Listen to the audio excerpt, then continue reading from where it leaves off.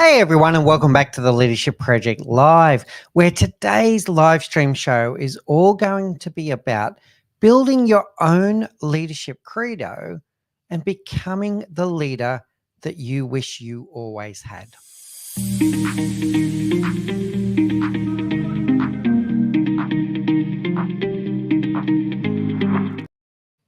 So welcome back to the Leadership Project Live. If you're joining us from LinkedIn, from YouTube, from Instagram, from Facebook, wherever you're joining us from, please do say hello. Thank you for joining us. And if you do have any questions along the way, please do post those into the comments and we'll try to get to as many questions or comments that you have as we go through this important topic. So today's topic is all going to be about building what we call your own leadership credo, your own model of leadership, and your own accountability statement around leadership. It's been a while since we've been on the live stream show. We've had some sickness in the family, which knocked us for six for a while. Then we've moved house just a couple of weeks ago, but I'm really pleased to be back and live with you, coming out across all of those platforms today. Thank you for joining us. For those that have joined in, please do tell us where you're joining from. And if you do have any questions along the way, don't hesitate to pop a question, or it could be a comment into the comments so that we can know that you're there and also address any comments that you might have. So today's topic, let's get right into it. Building your own leadership credo. This is what we're going to be talking about. The ultimate goal, though, is to become the leader that you wish you always had, the leader that your team deserve, the leader that you'll be proud of when you go home to your families at the end of the day. The material that we're going to be using today comes straight out of my book, You're a Leader, Now What? And it's a key topic that I've addressed in the book around building this leadership credo and about becoming the leader that you would be proud to be. It goes through a series of topics around this. Now, what is the typical story here? What happens is that leaders often fall into their first leadership role. They may be exceptional at what they do. They might be a great accountant, a great software engineer, a great nurse, whatever your profession is. There's a good chance that you are promoted due to your technical prowess. And then you get into this first leadership role before anyone has really spoken to you about what it takes to be a leader.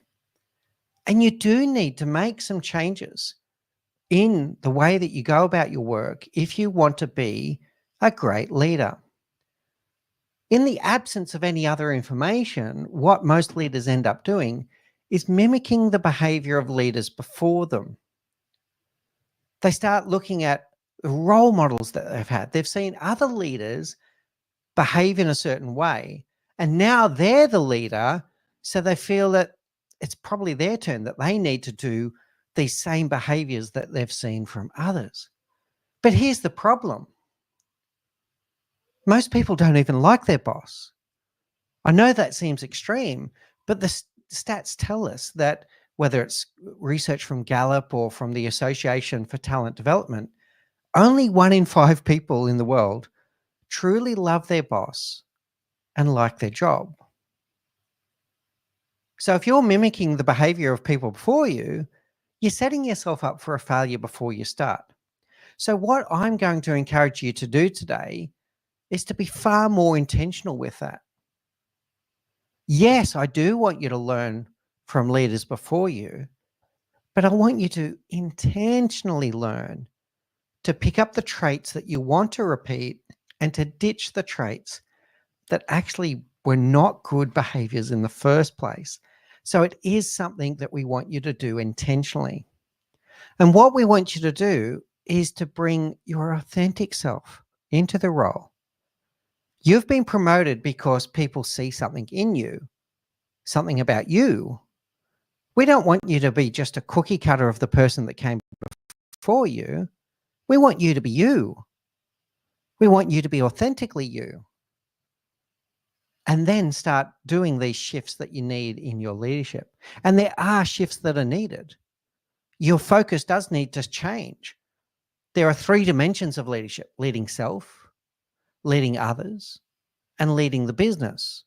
And as you go into different leadership roles, you need different percentages of each of those. And it's not going to be about you anymore. It's going to be about your team. So you were promoted for your technical prowess and being good at what you do. But now what got you here is not going to be what's going to work for you now, or it's not going to work for where you want to go. So you do need to make some shifts, but I want you to make very subtle shifts. And this all starts with what we call building your amalgam leader. So if I come back referencing to the book again, because this is a specific section within the book around building this amalgam leader and building your model of leadership, working towards your leadership credo.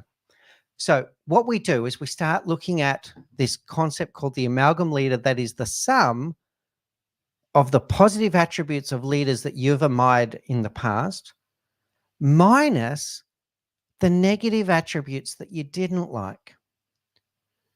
The sum of the positive attributes minus the negative. And to be clear, there's no such thing as a perfect leader. Everyone is a work in progress when it comes to leadership. Even those that work on it every day, you never finish leadership. You never finish. You're always looking to get better. So even if you've had an amazing leader in your past, which is great, I've had some, which is wonderful, they'll have little chinks in their armor that you didn't necessarily like. So there is no such thing as a perfect leader. Otherwise, you're going to be setting yourself up for a bit of a fall even before you start. So how do we build this amalgam leader? What we do, think of all of the leaders that you've had in the past: the good, the bad, the indifferent. And I want you to really think about what it was about them. In particular, I want you to think about how they made you feel. Because in the famous words of Maya Angelou, people may forget what you did, they may forget what you said, but they'll never forget how you made them feel. And this is the secret to really strong leadership: how you make people feel. Do you make people feel empowered? Do you make them feel valued? Do you make them feel seen and heard and that they matter? It's all about how you make people feel. So coming back to our amalgam leader, what we're looking for is the ones that inspired you. Who are the leaders in your past, present, could be recent past or longer term into the past? Who are the ones that inspired you? And what specifically did they do that inspired you, that made you feel good about yourself, motivated you, made you want to be an amazing leader? And I've got a handful of these. In fact, my current leader is one of them. I better not say that too loud, but my current leader inspires me. And there's very specific things around accountability that make me admire her. I've had other ones in the past. Chris Jenkins, the former CEO of one of the companies I work for, I called him the relatable one because he was able to have conversations with dockyard workers in the afternoon and then the Prime Minister of Australia that night, and hold his own in both conversations because he made people feel special. I had Laurent Eskenazi, the backer. If you went to Laurent with a really good and structured business plan, he would back you and go, let's do it. Let's do it. Let's get into it. So each of these leaders that I've had that have inspired me, I think about not just who they are, but what they did. Matt Cole, another former CEO I had, was the inspirational one, the one with very clear vision, incredibly clear vision. He could articulate a vision with deep clarity and inspire people into meaningful action around that vision. Then we think about which leaders diminished you. Which ones made you feel like 2 inches tall? The ones that it really didn't work for you. And same question though, what specifically did they do? What specifically did they do that made you feel 2 inches tall, that made you feel like you didn't matter, that made you feel like you weren't seen? I won't go into too many specifics here, but I've had a leader in the past that always wanted me to fire one of my best workers, and it was for personal motives. It was a revenge activity that I didn't realize until 6 months later. So she was putting me in a position where she was always wanting me to fire this incredible worker. I've had another one that would just disappear all the time and no one would know where he was. So I look at all of these attributes. I look at people that talk down at people, that ask them questions, that put them on the spot. A chairman of a company that I used to work for who would put people on the spot all the time and ask a question in a way where you couldn't really say no. And it was almost like a element of corporate bullying is the best way I could describe it. So I'm looking at all of the leaders that diminished me or others around me that made me feel horrible. And then I'm looking specifically at what they do. And what we're doing here by doing all of this is we're starting to convert this into our own model of leadership. We're collecting a bunch of traits of things that we like, that we would like to build into our toolkit.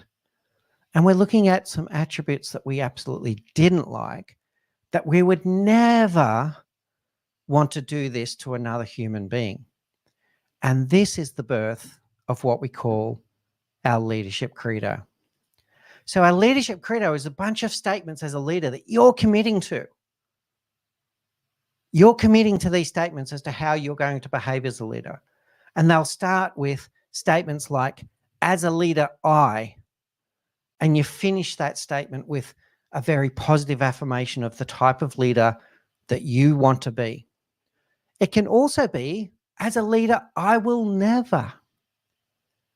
And this is where we start building up our list of things that we would never do to another human being. Now, I've done this exercise. I continue to update this from time to time. I'm going to share you mine right now. And for people that know me well, I'm going to welcome you to hold me to account to these behaviors. I'm human. I don't get it right every day either. But here's what mine looks like. So as a leader, I value diversity of thought. As a leader, I create an environment where everyone feels included. As a leader, I empower and enable my team. As a leader, I hold space for and encourage growth in my team. I listen deeply and without judgment. I'm ready to unlearn what I think I already know if someone's got a better idea or is showing me a better way. I commit to learning something new every day. I commit to work on my leadership every day. I take a genuine interest in the welfare of my team. As a leader, I treat people the way they want to be treated. So beyond the golden rule, treating people the way you want to be treated, I look to treat people the way they want to be treated, which means I take the time to understand my needs of my team. What drives them? What motivates them? How do they like to be rewarded? How do they like to receive instructions? How do they like to receive feedback? And then I treat them the way they want to be treated. As a leader, I maintain awareness of my own emotional state, and I consciously make sure I'm responding to stimulus rather than reacting. As a leader, I look to communicate vision with purpose and clarity. And as a leader, I look to ensure that every single day that every person feels seen, feels heard, and that they matter. So this is what my leadership credo looks like. And I'm sharing this with you right now as a way of doing what I'm about to tell you to do, which is about holding yourself to account. So once we have this leadership credo, I've now got this reference. I've committed to these behaviors, and I will not get it right every day, but I commit to do my very best to be the best leader I can be against this leadership credo every day. Going further, I empower my team to hold me to account. So if you do this exercise, the one that I'm talking about here, and you create your leadership credo, I encourage you to go ahead and share it with your team and say, this is the leader that I want to be. And I empower you to hold me to account if my behaviors are outside of these norms, these commitments. And I can go further and then double it down with what we call a practice of daily reflection. So in the daily reflection, we're then asking ourselves these questions at the end of every single day. And for those that know me well, I've done this every single day for 11 years straight now. I ask myself these questions. What worked well? What didn't work well? What would I do differently next time? What did I learn about myself and what did I learn about others? And in doing that, I'm using my leadership credo as a reference point. What went well against the leadership credo? What didn't go well? What would I do differently to stay true to the leadership credo in the future? So this is what it's about. This is how you become the leader that you wish you always had.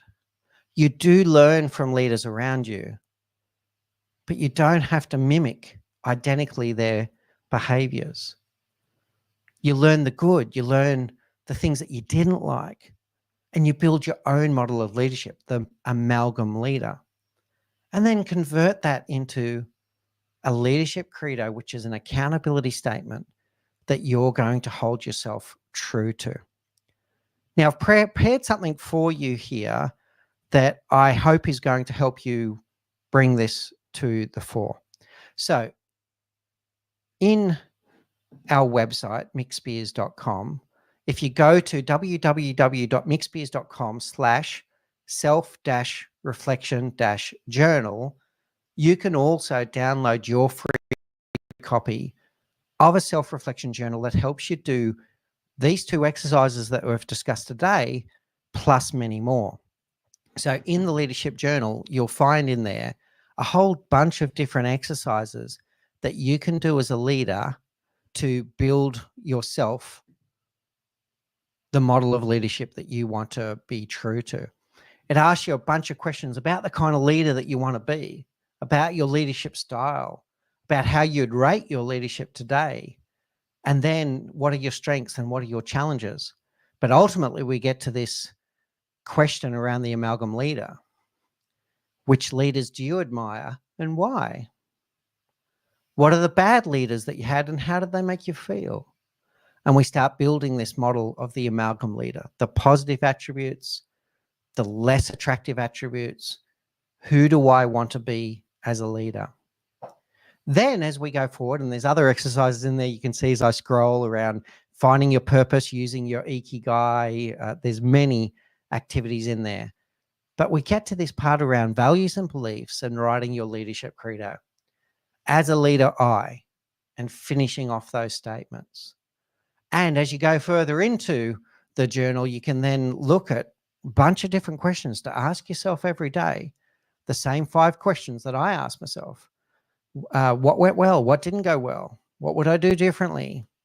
What did I learn about myself and what did I learn about others? I ask myself these questions every single day, and I'm offering those to you free today if you go to mickspears.com/self-reflection-journal. Okay, now, while I've been talking, I got onto a bit of a roll. I can see that we've got some questions in the chat. So I'm now going to come off the share screen and we can pull up the chat window and see what we've got here. So lots of comments, which is wonderful. Firstly, my amazing wife, Say, has put a link to the book. Wonderful, thank you. So You're a Leader, Now What? So all of the exercises that we spoke about today aren't just in the self-reflection journal that we mentioned, but it's also in the book, You're a Leader, Now What? And you can get your copy from Amazon or from Barnes & Noble or from wherever you would like to see, wherever you get your books today. She's also included in the chat there on LinkedIn, the self-reflection journal link. So if you want to get a copy of your self-reflection journal, you'll also, when you do that, you'll also be subscribing to our weekly newsletter where you'll be getting updates every week on the world of leadership and where things are going. Got some other positive comments here. Thank you so much, Gabrielle in the Philippines. Thanks, Mick. You inspired me a lot watching from the Philippines. Thank you so much for sharing that. Really appreciate people telling us where they're joining from. So thank you, Gabrielle. That's absolutely wonderful. Let's see what other comments we've got here. We've also got the link here to the book. So if you want to get a copy of your book from Amazon, that's a good source. It's also available in other sources as well. All right. So thank you so much for your attention this week. We're back again. We've got some more comments coming in. We've got Faris joining us from Singapore. Thank you, Faris. So it's wonderful to see this new format where we're going out on a Wednesday night in Australia and throughout Asia. It's probably Wednesday morning for people in the US and Wednesday afternoon for the people in Europe. Thank you for the support and telling us where you're joining from. That's absolutely wonderful. So thank you again for joining. That's the end of our live stream for this week. I do implore you to try this exercise and come back to us. If you've got any questions at any point, come back to us. You can contact us. And here we go from Girly Calabo, done sharing. So thank you for sharing the links as well, and thank you for joining this week. Really appreciate it. So wherever you're joining from, please do tell people about the show. We'll bring you these weekly, a lot of this how-to around leadership, the bits that are really missing from the world of leadership. We'll be bringing you these how-to live streams every week. It complements the Leadership Project podcast and our video podcast that we do every week, and our curated videos where we bring in experts from around the world to talk about leadership and psychology and high performance mindsets. With the live stream show, we like to come into more of the how-to. How can you take all of these leadership concepts and bring them into something that helps you to become the leader that you wish you always had, and helps you to create the environment where your team fall back in love with their jobs again. So that's it for this week. Thank you all for your support, and we'll see you with the next live stream show in a week. And don't forget to keep on watching the podcast or listening to the podcast on your preferred service. And you can download the Self-Reflection Journal at the links that we've provided today. Thank you, everyone.